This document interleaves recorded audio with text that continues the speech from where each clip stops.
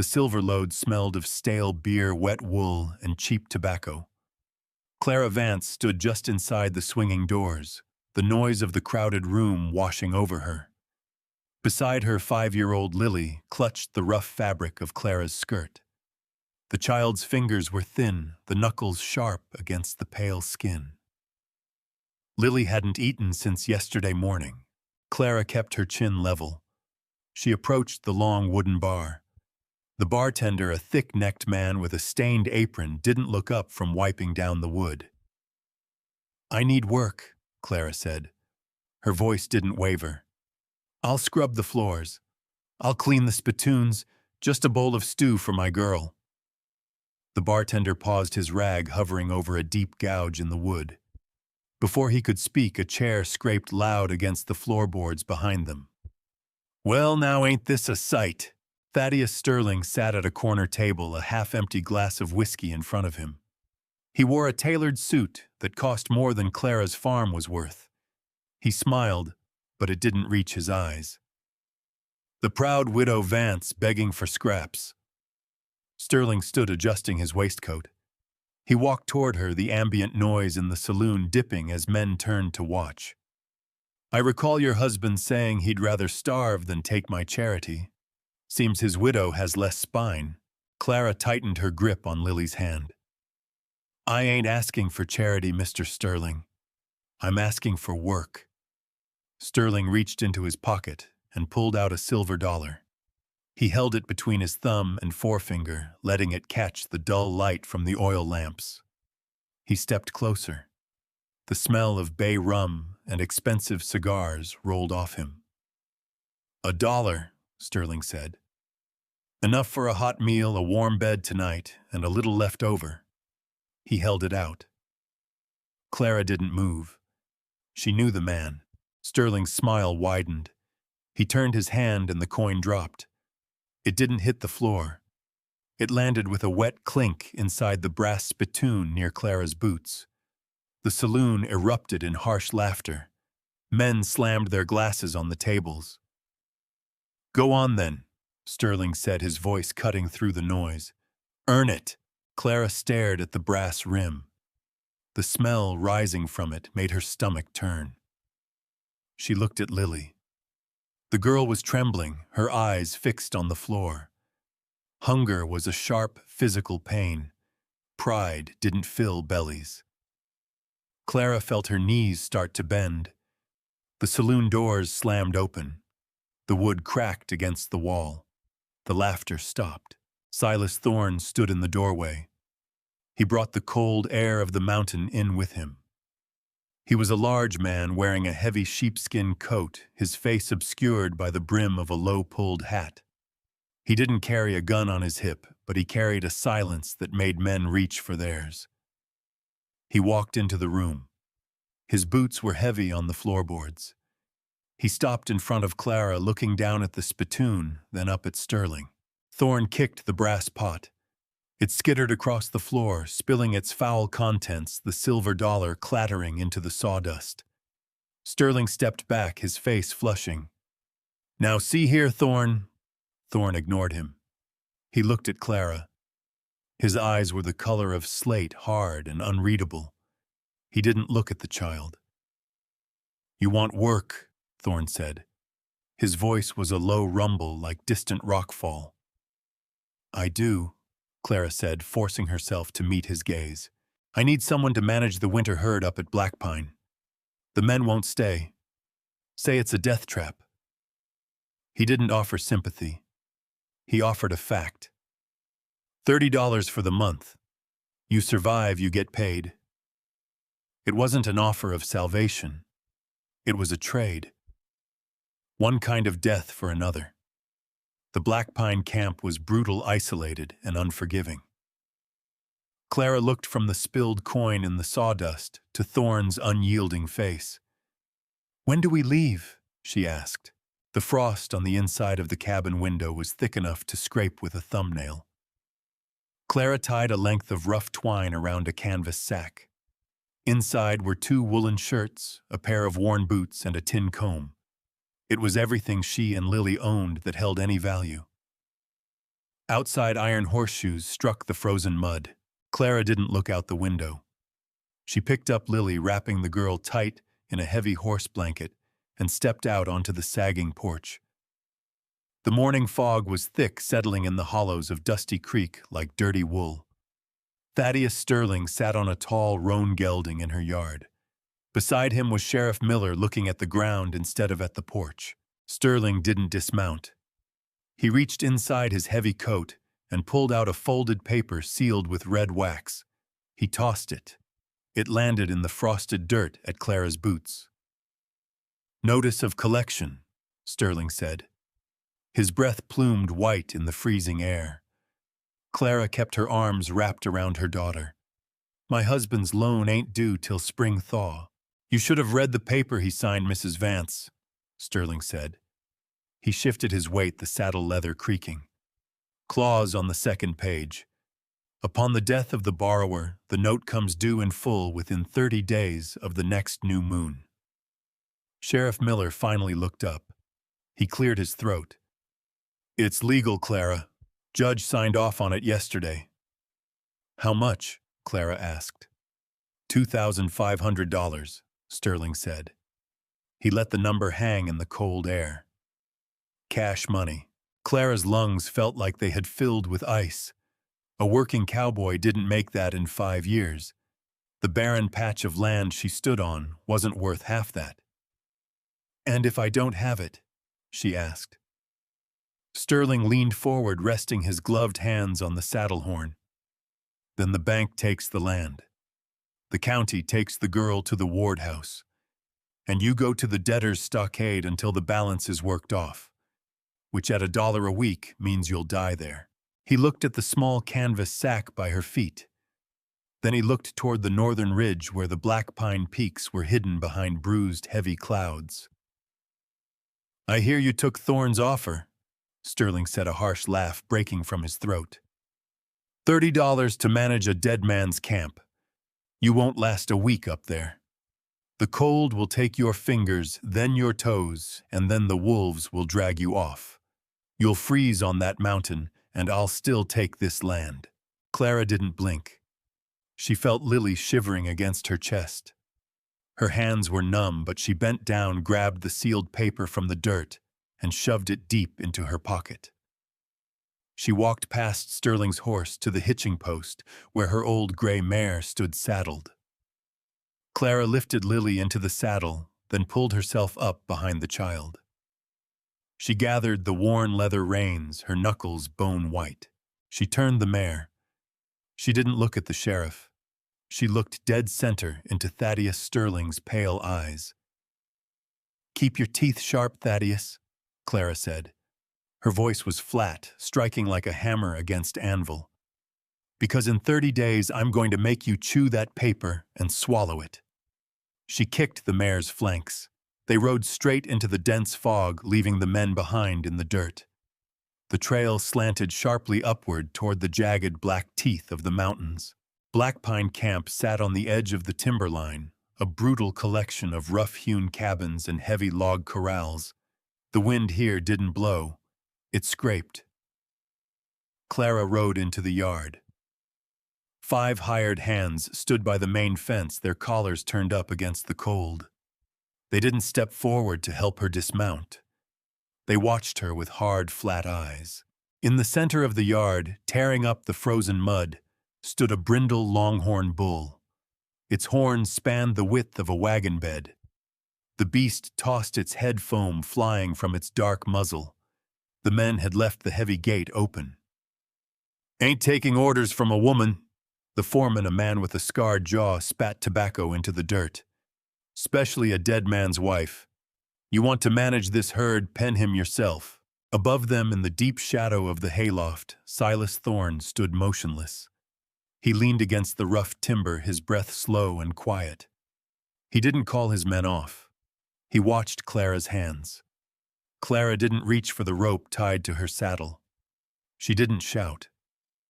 She slid off the mare, handed the reins to Lily, and told the girl to stay behind the heavy water trough.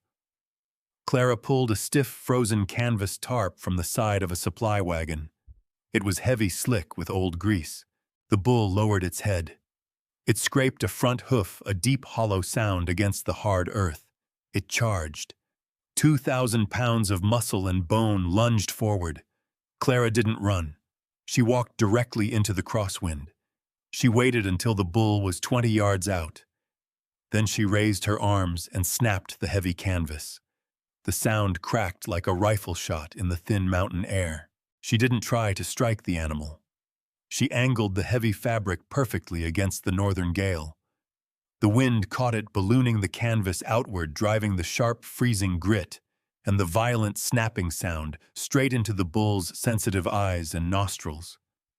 Animals that size feared no man, but they hated the wind blinding them. The bull skidded.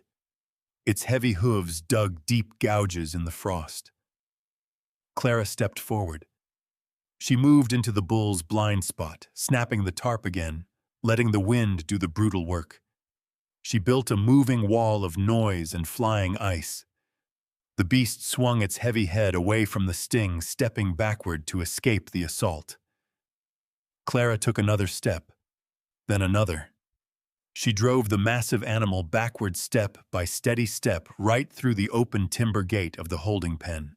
She slammed the heavy iron latch shut. The yard was dead quiet. The foreman stared at the latched gate, his jaw slack. The men who had laughed 5 minutes ago now looked at the dirt. Up in the loft, Silas Thorne straightened his massive frame. His slate eyes locked onto Clara. The hard, unyielding set of his mouth shifted. He had expected the mountain to break her. Instead, he had just watched her bend it to her will.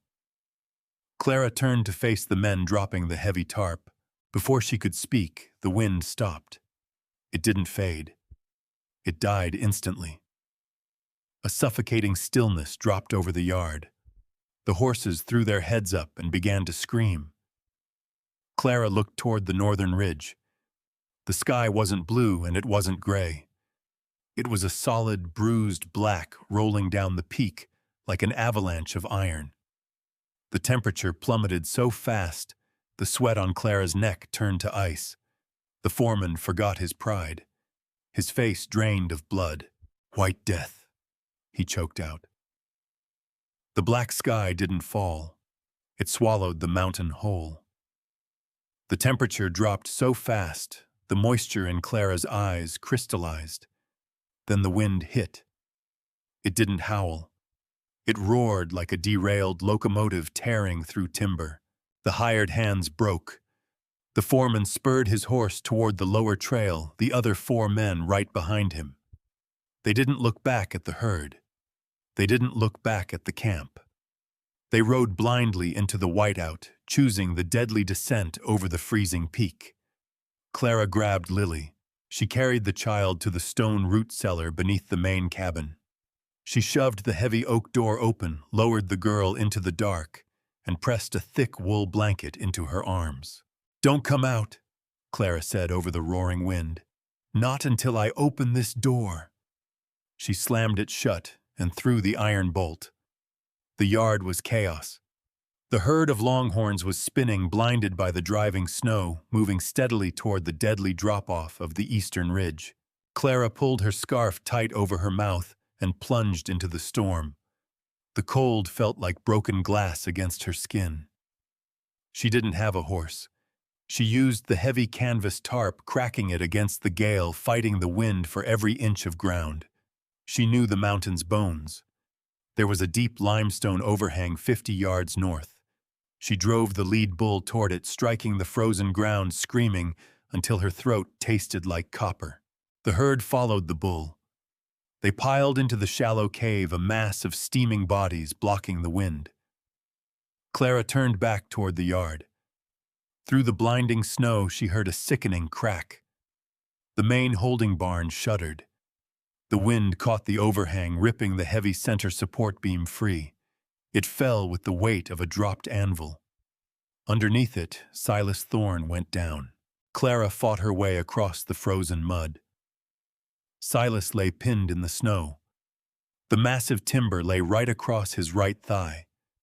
The bone wasn't exposed, but the angle of his leg was completely wrong. Silas looked up at her. His slate eyes were tight with agony, his face the color of dirty ash. "Leave it!" He grunted, his breath short. "Get to the fire. You'll freeze." Clara didn't answer. She grabbed the timber and pulled. It didn't budge. 2 men couldn't have lifted it. She looked around the ruined yard. A thick leather lariat hung from a surviving fence post. Clara grabbed it. She threw one end over a sturdy crossbeam still anchored to the barn frame. She tied a double half-hitch around the fallen timber, creating a crude pulley. She wrapped the bitter end of the rope around her waist, dug her boots into the frozen earth, and threw her entire weight backward. The stiff leather bit through her coat. It tore the skin off her palms. She closed her eyes and pulled. She thought of Thaddeus Sterling's smile. She thought of the county ward house. The timber groaned. It lifted an inch, then 3. "Pull your leg out!" Clara screamed. Silas dragged his crushed limb free with a guttural shout. Clara let the rope go. The timber crashed into the snow. She dropped to her knees beside him. Silas weighed over 200 pounds. He couldn't stand. Clara grabbed him by the collar of his sheepskin coat. "Help me," she gasped. He dug his good boot into the snow. Together they crawled. The wind tried to push them flat. The snow was up to their knees, thick and suffocating. Every foot felt like a mile. Clara's hands were completely numb. Her lungs burned with every breath. The shape of the cabin loomed out of the whiteout. 10 feet, 5 feet. Clara hit the door with her shoulder. It burst inward. They spilled onto the rough floorboards, surrounded by the sudden dead silence of the cabin's interior. Clara kicked the door shut against the howling storm. She reached for the lantern on the table, but her fingers couldn't grip the iron handle. The darkness rushed in. The silence was heavy. The storm had blown itself out. Silas opened his eyes. The first thing he saw was Clara lifting the heavy iron latch of the root cellar. She reached down into the dark and pulled her daughter up into the pale light. Lily was shivering, wrapped in the wool blanket, but she was whole. Clara pressed her face into the child's hair for one long second, then sat her on a crate near the cast-iron stove. Only then did Clara look at her own hands. The skin across her palms was torn raw, wrapped in dirty, blood-soaked strips torn from her petticoat. She didn't flinch. She picked up a cast-iron skillet and set it on the hot stove. Silas shifted his weight. Fire shot up his right thigh. He looked down. His leg was pulled straight, bound tight with leather harness straps and 2 heavy pieces of a broken chairback. "Herd's alive," Clara said. She didn't turn around. Her voice was cracked, scraped raw by the freezing wind. "Put them under the limestone break. Lost maybe 2 calves. The rest made it." Silas dragged himself up. He gripped the edge of the heavy pine table, putting his weight entirely on his good left leg. He looked out the iced-over window. Against the blinding, unbroken white of the snow, a massive dark shape shifted and steamed in the morning sun. The Longhorns had survived. He looked back at the woman by the stove. He had spent his life breaking wild horses and hard men. He had expected the Blackpine Ridge to break her. But standing there, in the wood smoke and the sharp morning light, her back perfectly straight, her ruined hands working the dough, she looked like the mountain itself, unmovable, unbreakable. He had built his empire on ruthlessness. He realized now he had been standing on ground that belonged to her. Silas reached into his heavy coat. He pulled out the standard foreman's contract he had written for her the day before. He tossed it directly into the open flames of the stove. The paper curled, blackened, and turned to ash. Clara watched it burn. "I earned my $30. "You ain't a hired hand," Silas said. His voice was a low rasp stripped entirely of its usual cold edge. He reached into the inner pocket of his coat again. He pulled out a thick, folded piece of legal parchment. He picked up a heavy red timber crayon from the table. He didn't sit. Balancing on his good leg, breathing hard through the pain, he crossed out the top lines of the document. He wrote heavily across the bottom, the thick red wax leaving a stark, bleeding mark on the page. He signed his name. He didn't toss it on the table. He dragged his crushed leg forward, closing the distance between them, until he stood right in front of her. He held out the paper. "Your 30 days are up at dawn tomorrow," Silas said. "Sterling will be waiting." Clara looked from his slate eyes down to the red letters. "What is this thorn?" "It's the end of Oakhaven the way they know it," he said. Clara reached out with her bandaged fingers. She took the heavy parchment. Her eyes scanned the red words. Her breathing stopped. The quiet in the cabin suddenly felt electric heavy, with the weight of a storm that had nothing to do with the weather. Thaddeus Sterling sat at the scarred pine table in Clara's kitchen. He had brought his own brass inkwell and a steel-nibbed pen. Outside, the sun was just breaking over the eastern ridge, marking the dawn of the 30th day. Sheriff Miller stood by the dead hearth, staring at his boots. Sterling dipped his pen. The nib scratched loudly against the heavy foreclosure deed. "A shame," he murmured, his breath pluming in the freezing room. "But the law is the law." He pressed the pen to the signature line. The front door exploded inward. The heavy oak slammed against the wall, rattling the window panes. Clara Vance stepped over the threshold. She wore a heavy canvas drover's coat. Her hands were wrapped in clean white cotton bandages. She didn't look tired. She looked like the mountain storm itself. Sterling dropped his pen. Ink splattered across the legal parchment. Clara walked straight to the table. She reached inside her coat, pulled out a thick leather saddlebag, and slammed it down. The leather flap fell open. Thick stacks of federal greenbacks and heavy gold eagles spilled across the pine boards, burying the foreclosure deed. 2,500, Clara said. Her voice was flat iron. "Count it." Sterling stared at the gold. The blood drained from his face, leaving his skin the color of old tallow. He looked up, his jaw working. "You stole this. There ain't a camp in the territory that pays this kind of wage. Sheriff, arrest her." Miller didn't move. He was looking out the open door. The ground outside began to shake. The heavy rhythmic thunder of iron horseshoes filled the yard. A dozen riders pulled up their horses, blowing white steam into the morning air. A massive figure stepped through the doorway, blocking the rising sun. Silas Thorne leaned heavily on a thick hickory cane, his right leg braced stiff in leather and iron. He stepped into the room. Behind him stood the 5 Blackpine hired hands. They didn't look at Clara with contempt anymore. They looked at her with absolute reverence. Sterling pushed his chair back. It scraped loud against the floor. "Thorne, what is the meaning of this?" Silas moved to the table. He drove the tip of his cane into the floorboards. "The meaning, Sterling, is that you're sitting at my wife's table." The banker stopped breathing. Silas reached into his coat and tossed the heavy parchment with the red wax seal onto the table right beside the gold. The herd she pulled out of the White Death weren't slaughterhouse beef. They're winter-hardy breeding stock, worth more than your bank. The money is her rightful cut for saving the haul.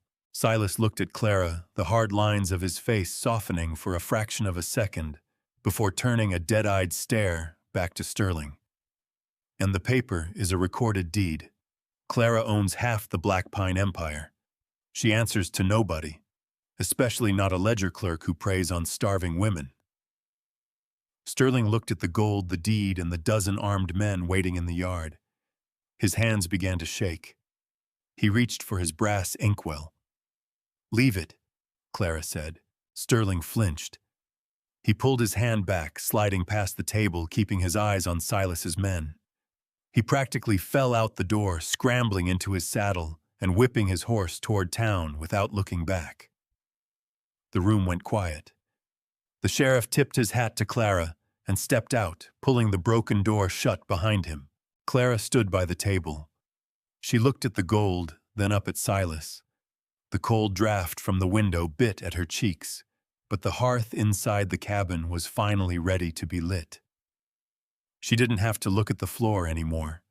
She looked straight ahead, her chin level, owning the ground beneath her boots.